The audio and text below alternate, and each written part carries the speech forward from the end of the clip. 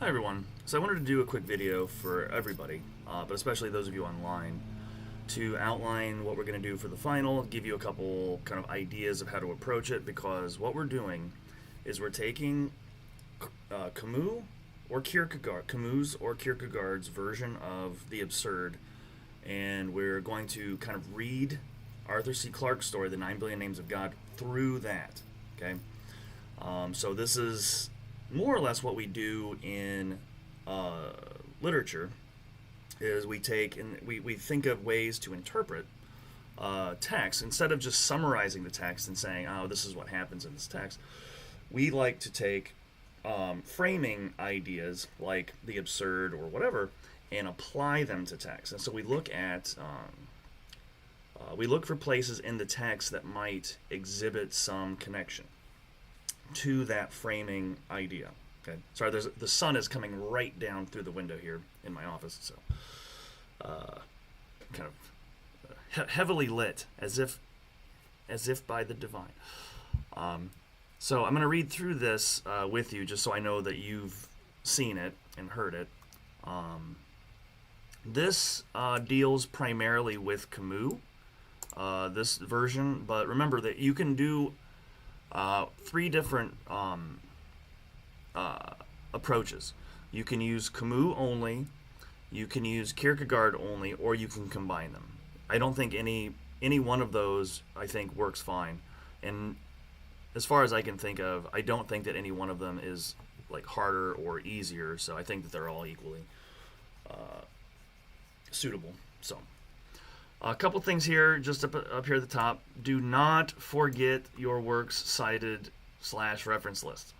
Okay, if you are definitely going to be, you'll have at least 2 minimum citations. You should have more, but you'll definitely have Clarke, and you'll definitely have either Camus or Kierkegaard. If you use both, cite all 3. Okay, do not plagiarize in this final paper, okay, because that is not good. You should know better than that by now, having done this for the midterm. Do not forget to cite Clarke, Camus, and Kierkegaard. For the final, accidental plagiarism, even though it's accidental and I can tell the difference, will be punitively graded. Okay, I could legitimately fail you for one instance of plagiarism, even if it's accidental. So please just kind of learn this as a habit when you're writing. Okay, if I cite somebody, I mean, maybe I didn't show you this. Actually, I know that I did, but just as an example. Okay. Anytime that I'm writing an article, okay, and I cite, and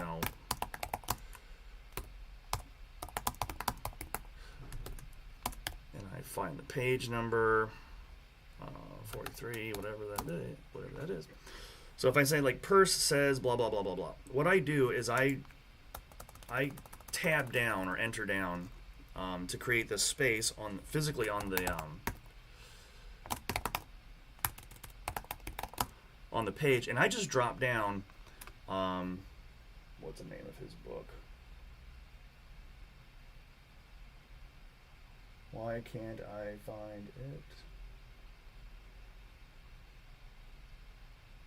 I have a book of his somewhere here on my shelf, and for some reason I can't find it. Or, oh no, that's at home. Sorry.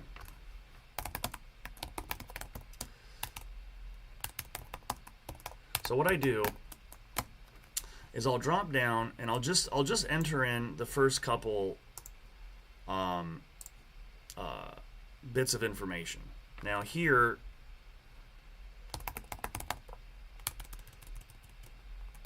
we might need to notice the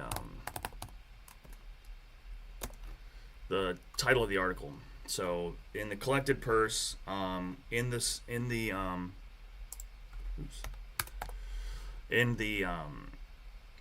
collection, there's an article or an essay called Pragmatism.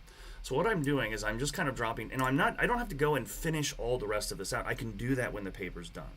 Okay, but that way then I know that in my work cited, I have at least enough information to track down where this quotation is coming from. if I just go down here and I write, you know,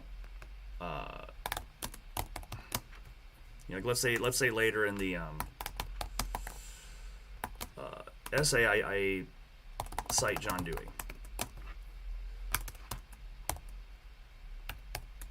Okay. Now, if I just drop down here and I just say John Dewey, right, and I don't give reference to which book or which article this comes from, then I have to do extra work later to track that down. Like, you're going to forget, right? So I give yourself enough information that you can at least quickly identify which book, which article, because trust me, when you get to larger papers, let's say 10, 15, 20 pages, you can get lost. You can forget, right, where this or that quote came from. And so then it just adds extra work. So this is a really quick little tip that I found works well for me. Because I think in my first dissertation I had a quote from an obscure philosopher, and literally I could not track it down. I knew his name, and I didn't list the article it came from, and for some reason I could not find it. I could not Google it. So I had to reread this anthology, right, to try to track down this really obscure quotation. And so it added 4 or 5 hours to the process. It was really frustrating. So anyway, just a quick tip. Hopefully that helps. All right, so the paper should be 4 to 6 pages long, correctly formatted with citations. So it's 4 to 6 pages long. The works cited page, remember, does not count for the page count. With 4 to 6 pages, you're going to have probably 4 to 5 citations. Okay. Remember, the hook gives you one, right? The hook is a free citation. It adds to your works cited list. That's why I strongly suggest using quotes as your hook. You're going to have Clarke. You're going to have Camus, potentially Kierkegaard. There's your citation.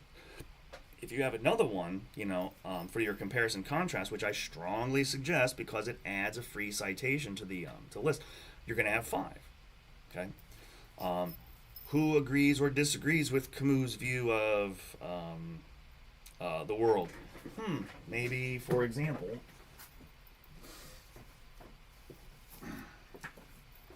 I have not had a chance to fully read this yet, but Miguel de Unamuno, who was a Spanish philosopher, in his book The Tragic Sense of Life in Men and Nations, he talks a lot about the human relationship to God. So he was an existentialist philosopher who would very much fall on the side of Kierkegaard.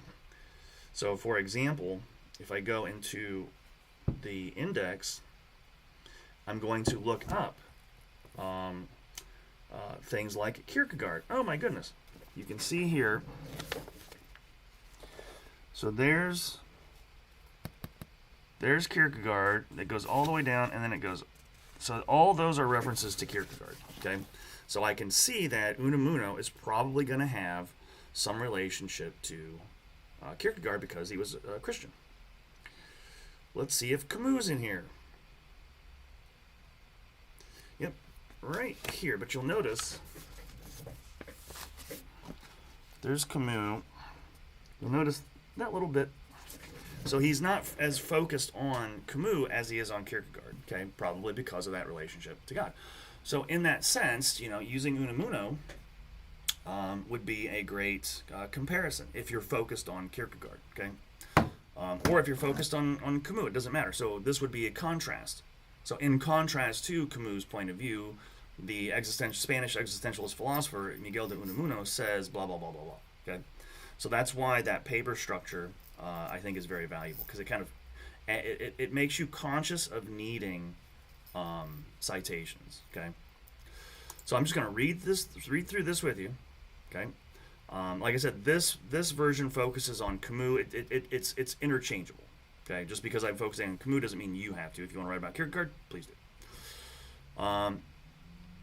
By correctly formatted, I do mean double space, 12-point font, normal font. Do not have headings in between the paragraphs, etc. Since we've looked at Clarke's story from its core paradox, that religion can use science to answer its questions, that scientific method can answer a religious question, I would like you to read The 9 Billion Names of God using Camus or Kierkegaard's idea of the absurd.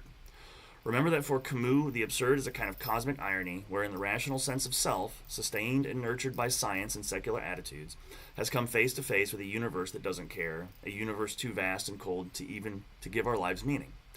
Camus said that this makes life absurd and that death makes life even more absurd. While Camus seems to be hostile towards science, he also was an atheist who argued that even with God, death would still make life absurd. In the face of this, of knowing our fate, Camus suggests, following Nietzsche's Amor Fati, that I talked about in one of the other lectures, means love of fate, that once we choose to accept its choice, so choice as a theme of the absurd could be one way to start to link these up, okay? The monks make choices. The engineers make choices.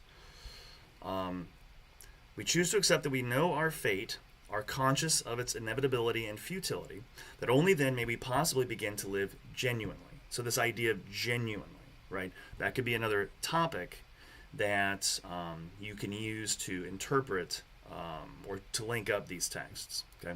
You got to think kind of creatively to link these texts up, and that's why we're doing this for the final. Note, too, that Camus uses a myth to frame his ideas instead of just using a standard argumentative essay. Why? Since he doesn't want to make a religious case against science, he uses a quasi-religious argument in the form of a myth. This is another way to extend your essay's main idea. So Camus is channeling, if we think about a myth, myths are stories that we look at as parables or fake, right? We think, if you think of the Greek myths, for the Greeks, for classic Greece, those weren't myths. I mean, that religion was very real. Zeus was very real. Hera was very real. So why is Camus using mythology in order to convey this sentiment, something to think about? So here's some prompts for just generally thinking about the final. There's no direct connection between Camus, Kierkegaard, and Clarke. But do you think that there's a thematic connection, like genuine living, conscious choice, sort of those sorts of things? Is there a thematic connection, and how can you state this in your thesis? Discuss the structural strategy of using a very unstable irony as the core paradox in the story. Why does the severe ambiguity make the story richer and more interesting? Just something to think about, okay? What is the tension between science and religion in Clarke or in Camus? Or Kierkegaard doesn't really talk too much about it, at least in the selections that we have. He does in, I forget which essay it is. He does in,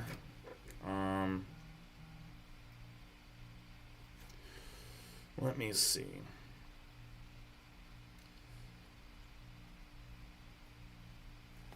There's the unscientific, I think you're reading from unscientific postscript.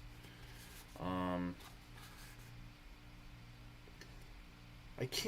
the top of my head, I can't recall which of these deals directly with science, but it's somewhere in here.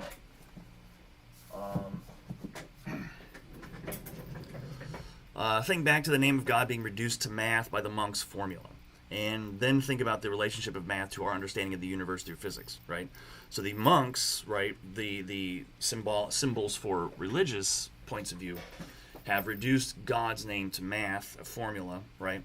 And if we think about, when we talk about the beginnings of the universe, when we talk about how things come to be in terms of, secular scientific attitudes, we revert to physics, right? Physical matter is just what? It's just atoms at its core. And so atoms can be described, physical beings can be described, stars can be described in terms of physics. Now, does that add anything to human understanding of ourselves as people? Well, probably not, but to me it does, but to a lot of people I don't think it would. So that's another way of addressing this. Is Clarke creating a structural or situational irony here in the relation to cosmic irony? How do these themes parallel Camus' ideas of the absurd, or Kierkegaard's for that matter? Are science and religion the same thing for Clarke, or is he suggesting that faith and science can complement one another to give human lives a richer and more full sense? Or that when we put those two things together, that it's destructive, right? So we can read that in both ways. That's why this is kind of symbolic. Another way to think about it is Clarke suggesting that as human beings, we should not seek, right, to play God? I mean, to know the name of God is to effectively be God-like, right? And so in the sense of, human beings cloning and playing around genomes and genomics, can human beings through science push themselves too far and thus, destroy ourselves? Is that another thing that Clarke is suggesting? So it could be all three of them, right? It just kind of depends on which interpretation you take. So here's a sample line of logic to show you how to build a rough idea for your thesis. Clarke adds a religious science paradox plus list of ironies in the text. So also you can list themes, right? So Clarke uses, so Camus has a paradox, fate of consciousness. Only by accepting fate, which is determinism, we have to choose. So you see that Camus using a paradox as well. We choose to accept our fate. So we choose. So free will and determinism, fate, would seem to be incompatible, just like science and religion would seem to be incompatible. So Camus smushes those together. So Kierkegaard does this through belief and doubt. Some people might say, oh, well, doubting God, or doubting my faith in God and God's plan, right, might seem to be counterintuitive or destructive toward faith, right? But no, Kierkegaard argues that, well, you can't have one without the other, and that the doubts that arise because of the rational mind, right, are those doubts are extinguished by the intensification of faith in order to overcome that absurd. So remember, for Kierkegaard, the absurd is the relationship between the rational mind and faith, right? We can't rationalize faith in any strong way because your relationship to God is unique to you. And so trying to rationalize that creates this condition he calls the absurd, because you can't do it. You can't say like, oh, well, it's God is this, and this. It doesn't make any sense. Whereas in science, we say, yeah, I mean, a mammal is defined as this, and this. Okay, so you can't do that necessarily. So that's what's happening here.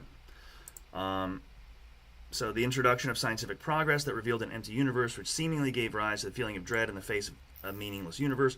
The cosmic irony switched from desiring to know the God's plans to wishing that there were a plan in the first place. There's a paradox in here too.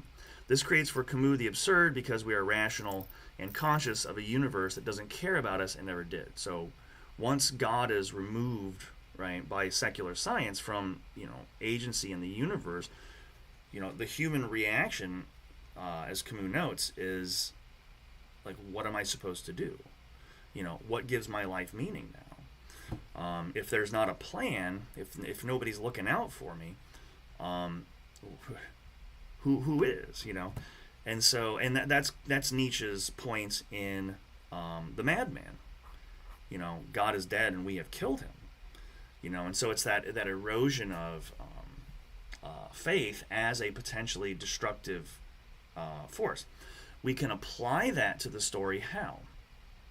Okay, science, in seeking to answer these questions that it shouldn't, religious questions, right, can become a destructive force.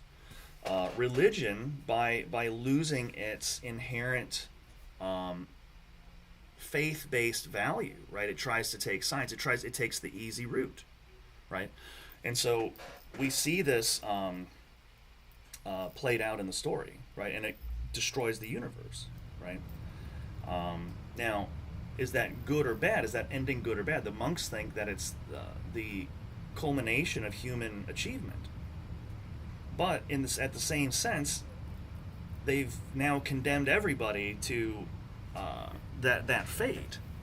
Another theme that goes back to like genuine living a genuine life is that we see none of the characters, except perhaps Dr. Wagner, are living genuine lives, right? The engineers don't seem interested in this new place, this new culture. They're just there to do a job. Like, they don't have any curiosity. They don't really care about anything. The monks, who have been working on this project for 300 years, I mean, and this is like a human project, right? This is something that they, you know, and it says it'll take 15,000 years to complete. So they want a shortcut. They want to cheat.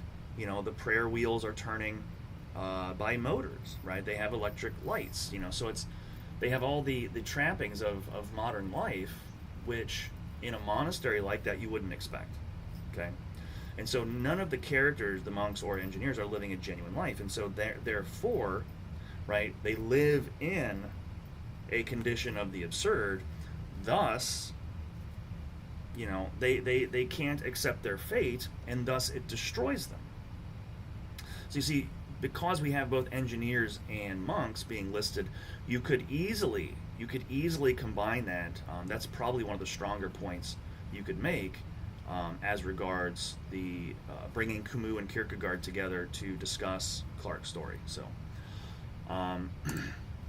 here's a rough thesis, just about Camus. Camus seems to say that humans should submit to but resist the biological fact of our mortality. This paradox between determinism and free will creates a type of modern theodicy. Note here that I'm trying to stretch Camus thematically so he'll fit Clarke. Camus is not directly trying to make a religious point. That modern theodicy, right, could be seen as the absurd. Clarke's 9 Billion Names of God explores the traditional divide between science and religion by uniting them in a paradox, a marriage of opposing ironies, the topic, that complement one another. Much like Camus' version of the absurd claim, because we're tying Camus to Clarke, Clarke suggests that there needn't be a divide between science and religion since blah, blah, blah, blah, blah. I'm not going any further in that because I don't want to give you the thesis statement outright. But hopefully you can see that once you take the absurd from either Clarke or Kierkegaard, and you're kind of learning to apply it to elements of the story, that's all you need to do, okay? You're not looking at the whole story, right? You're looking at this moment in the story, this moment in the story, this moment in the story, seen through the absurd, okay? Where can you find Camus' version of the absurd in the story? Where can you find Kierkegaard's version of the absurd in the story? Okay, and so it's not going to be the whole thing, right?